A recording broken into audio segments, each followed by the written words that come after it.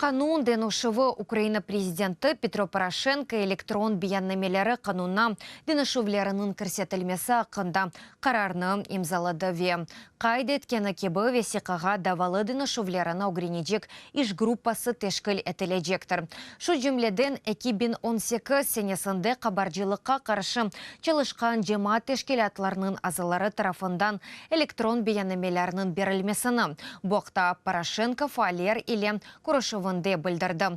Оның сөзлеріне бинайын бұл қанунны амелге кечірмеге разы олмаған чүнки о, мемлекетінің баш команданы олып, арбейлерінің электрон бияннамелерінің толдырмасындан бошатмақ керектір. Хатырлатам, мартның 23-інде юқары рада мұқавеле бойынша қызмет еткен ве мобилизацияға ұғыраған арбейлер үшін электрон бияннамелерінің берілмесіні ләғу етті. Бұл қанун иле парламент қабаржылыққа қаршы çalışқан жемаат тешкілатларының азылары депутат намзетлеріні ве президентлеріні электрон бияннамелеріні бермеге мечбур етті.